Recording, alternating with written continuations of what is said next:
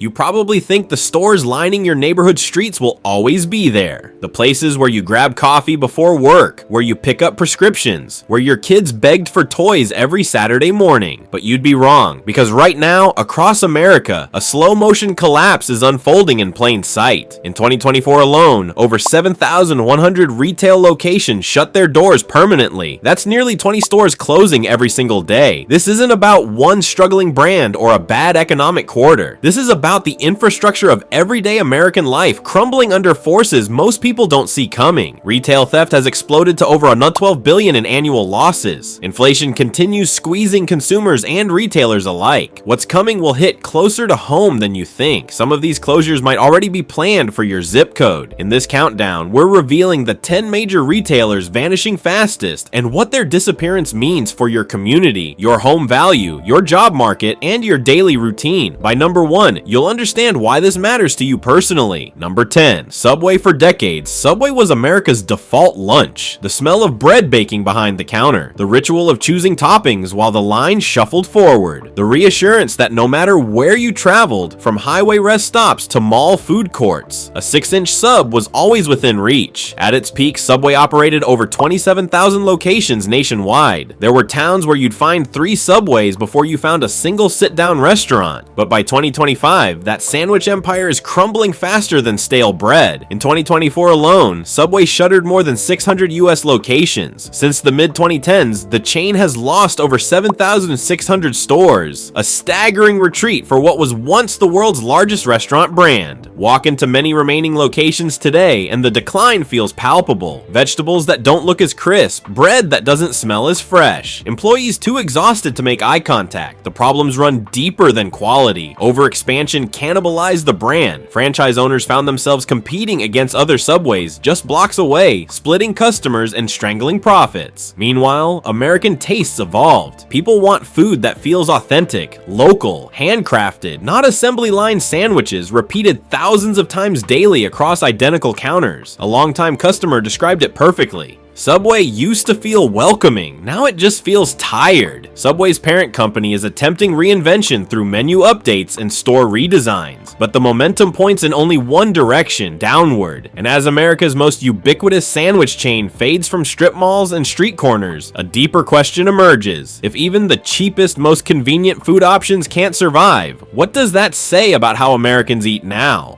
Number 9, Best Buy. There was a time when Best Buy felt like stepping into tomorrow. Rows of glowing laptops stretching toward the ceiling, the bass thump of demo speakers, walls of televisions displaying the same vivid image in perfect synchronization. For millions of Americans, this was where the future became tangible, where teenagers saved allowance money for their first headphones, where families debated which TV would anchor the living room for the next decade. But by 2025, those big blue boxes are slowly going dark.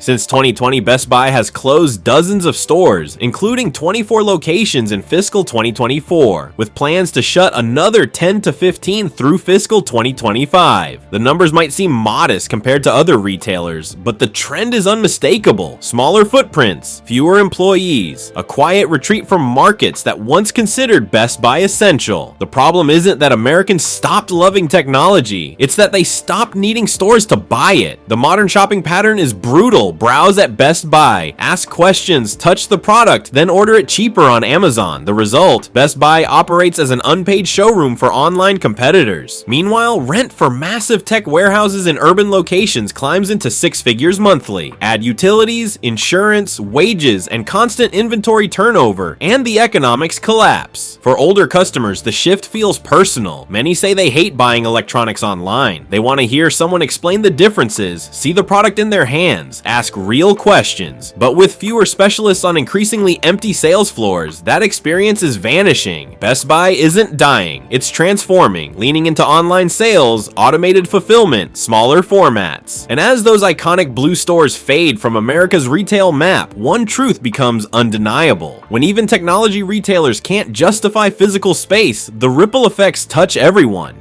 Number 8, Dollar General.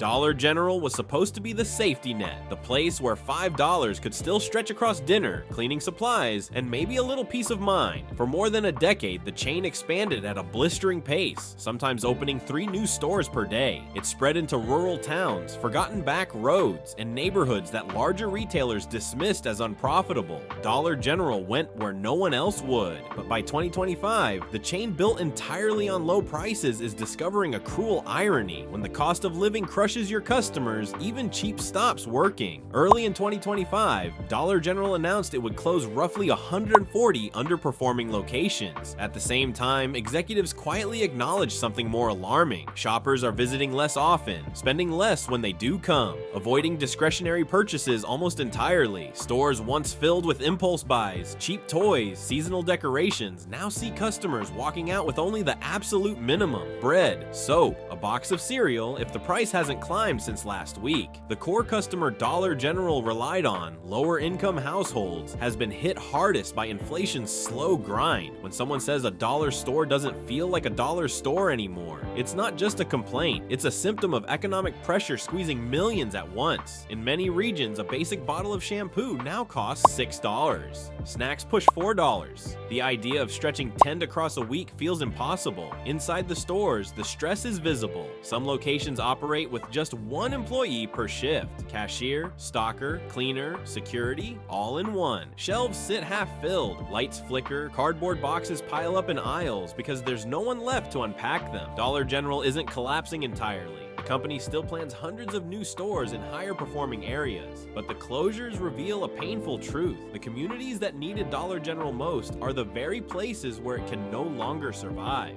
Number 7, 7-Eleven. For decades, the glow of a 7-Eleven sign meant something simple but profound. No matter the hour, no matter how dark the streets, convenience was always within reach. It was the lifeline for night shift workers clocking out at 3 a.m., the only place open when a child spiked a fever at midnight. The comfort of knowing that somewhere, always, the lights stayed on. But by 2025, that promise is breaking down. In late 2024, 7&I Holdings, the parent company, announced it would close roughly 444 stores across North America. It's one of the largest convenience store retrenchments in recent memory. The reasons aren't surprising, but they cut deep. Rising operating costs, insurance premiums that have doubled in some markets, and crime levels that make 24-hour operations not just unprofitable, but dangerous. Some franchise owners report shoplifting incidents dozens of times per week. Others say they simply can't find employees willing to work overnight anymore, not for wages they can afford to pay. In several cities, the fallout is already visible. Stores that once never closed now shut down at midnight. Steel gates roll over windows that used to stay bright around the clock. Card readers sit behind thick plastic shields. What many people don't realize is that modern American life was built on the assumption that convenience is limitless. But when the economics of staying open no longer make sense, when electricity, staffing, insurance, and security outpace the profit from late-night coffee and snacks, the 24/7 model begins to crack. For seniors, night shift workers, and low-income families, losing a 7-Eleven is more than inconvenient. It's destabilizing. One nurse described driving an extra 9 miles after her shift just to find baby formula. "I used to stop on my way home," she said. "Now there's nothing but darkness." The glow that once meant safety now represents uncertainty. And if you're finding value in this breakdown, don't forget to subscribe and leave a like so you don't miss what's coming next. Number 6, Big Lots. Big Lots was the quiet sanctuary of America's budget-conscious families, a place where remaking a living room didn't require a second mortgage, where a discounted sofa, a clearance rug, a few small comforts could make a house feel like home without draining a paycheck. For decades, Big Lots survived by helping families stretch every dollar just a little further. But by 2025, that lifeline has snapped. In 2024 alone, Big Lots shuttered more than 500 stores, one of the biggest retail wipeouts of the year. By year's end, the company filed for Chapter 11 bankruptcy and announced plans to liquidate its remaining nationwide footprint. For a chain built on discount shopping, the irony cuts deep. Big Lots didn't collapse because people stopped wanting affordable goods. It collapsed because even the cheapest goods became too expensive for the customers who depended on them most. As rent, insurance, utilities, and shipping costs soared, Big Lots found itself trapped. Expenses climbing, demand falling. Shoppers who once filled carts with budget furniture and seasonal decor now pick up only bare essentials, paper towels, maybe a single household item if the price feels manageable. Inflation didn't just squeeze profits, it squeezed the joy out of small purchases that once made the store feel like a treasure hunt. In dozens of communities, the closures feel deeply personal. Older residents talk about wandering aisles where staff knew their names. Employees describe the gut punch of showing up one morning to find store closing banners draped across windows. And landlords in smaller towns quietly admit that once Big Lots leaves, it may take years before anyone fills a space that large.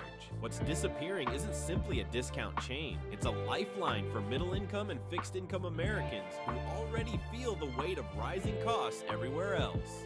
Number 5. Macy's.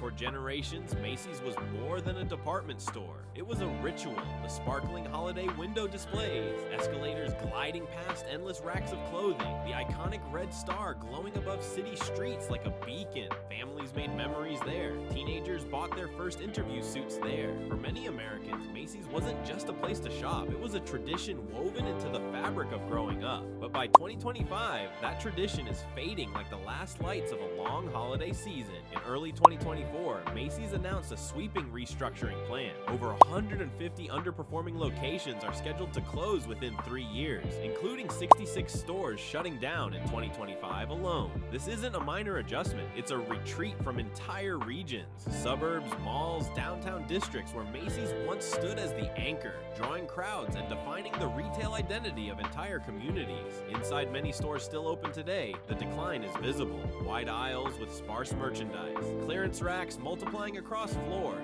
lighting that once felt warm now feels tired. Employees describe the mood as hollow, like a museum. Some have spoken about the emotional weight of lowering the Macy's sign for the last time. It felt like America was losing a piece of itself, one worker said. The reasons for decline are familiar but powerful. Online shopping redefined convenience. Rising rent and labor costs pushed department stores into impossible financial territory. And consumers who once visited Macy's weekly now think twice about every discretionary purchase. Even the iconic holiday shopping rush, the biggest retail moment of the year, can no longer guarantee the crowds it once drew. As Macy's transforms, some former locations are being converted into apartments, offices, fulfillment centers, even schools. It's a sign of the times. What once symbolized aspiration is now being repurposed for practicality. The dream has become the warehouse.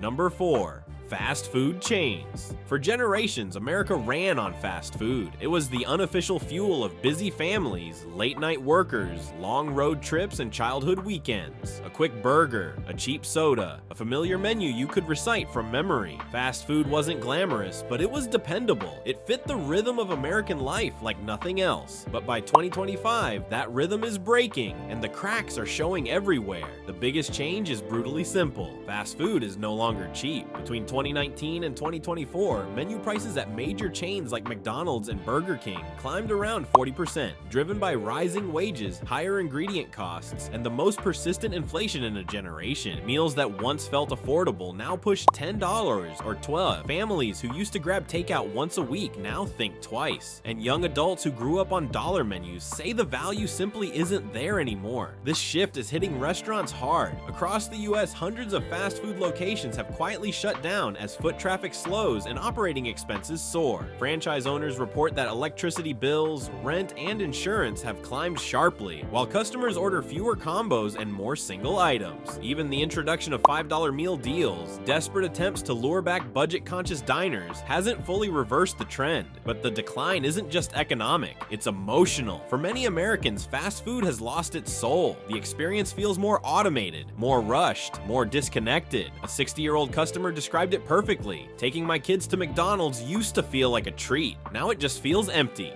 That sense of fading joy, of a ritual becoming a transaction, is reshaping how the country eats. Meanwhile, younger generations prefer healthier, local, or boutique-style options. Middle-aged consumers grow more aware of long-term health risks, and older adults crave real meals, not hurried calories sandwiched between exhausting workdays. Fast food isn't disappearing entirely, but it is losing the cultural dominance it held for half a century. And if the chains that once fed America at low cost are struggling, what happens next? Number 3. Walgreens. For decades, Walgreens was the heartbeat of countless American neighborhoods. It was where you stopped for prescription refills, where you grabbed a few essentials on the way home, where you picked up cold medicine late at night when everything else was closed. In many towns, especially rural ones, the local Walgreens wasn't just a store. It was the closest thing to dependable healthcare within miles. But by 2025, that sense of reliability is slipping away. In late 2024, Walgreens announced one of the largest pharmacy retrenchments in U.S. history. Around 1,200 stores will close over a 3-year period, roughly 14% of its nationwide footprint. About 500 locations are expected to shut down in 2025 alone. For a chain with more than 8,700 stores, the message is unmistakable. The old pharmacy model no longer works everywhere. The pressures are piling up from every direction. Rent and insurance costs continue to rise. Pharmacy wages have climbed sharply as staffing shortages spread across the healthcare system. And theft, once a minor inconvenience, has grown into a financial threat corporations can no longer absorb. At some Walgreens stores, shelves sit behind plexiglass. In others, entire aisles are locked, turning quick errands into long waits for staff assistance. Ironically, these security measures often push customers away, shrinking the very sales the company needs to survive. The human impact is immediate and personal. In parts of Arizona, Ohio, and the rural South, seniors now drive 20 miles or more for their prescriptions. One 69-year-old customer said, "I don't know how to order medicine online. I just want to talk to a pharmacist." That small sentence captures a bigger truth. For millions of Americans, a pharmacy isn't just a store. It's the last physical place where care still feels personal. Walgreens calls the closures a strategic reset, but for communities losing their only nearby pharmacy, it feels more like abandonment, leaving behind quiet, anxious spaces where certainty used to be. Number 2. Kroger. Kroger has long been the dependable backbone of American grocery shopping. For millions of families, it's where the weekly routine begins. Fresh produce, a box of cereal, a quick stop for dinner ingredients after work. In many suburbs and mid-sized cities, Kroger isn't just a supermarket, it's the anchor of daily life, as essential as electricity or running water. But by 2025, even this grocery giant is feeling the squeeze of an economy where everything costs more and loyalty doesn't guarantee survival. While Kroger still reports modest sales growth, the pressure beneath the surface is unmistakable. Labor costs have climbed, insurance and utilities grow more expensive each year, freight and food inflation continue to erode margins, and the company's ambitious plan to merge with Albertsons, a deal worth roughly $25 billion intended to create a stronger, more efficient supermarket network, was blocked by federal regulators in late 2024. What was supposed to be a lifeline became a limbo, leaving hundreds of stores uncertain about their future across states like California, Illinois, and Washington. Kroger has begun quietly closing or consolidating locations, focusing only on the strongest markets. Some of these closures don't make national headlines, but they leave behind a familiar scene. Empty parking lots, shuttered entrances, hiring signs that were never taken down, and aisles that feel eerily understocked. Customers who used to shop weekly now come less often, calculating every mile of gas and every item in the cart. Some switch to discount chains like Aldi. Others order online to save time and avoid impulse spending. Even longtime loyal customers say the same thing. Groceries feel more expensive and trips feel less meaningful. Inside the stores, employees describe shorter shifts, fewer colleagues on duty, and a sense that the old grocery model, big floors, big staff, big inventory, is becoming harder to sustain. Kroger isn't collapsing, but it is tightening, trimming, and rethinking its entire structure. And when the stores that feed America start pulling back, every household feels it.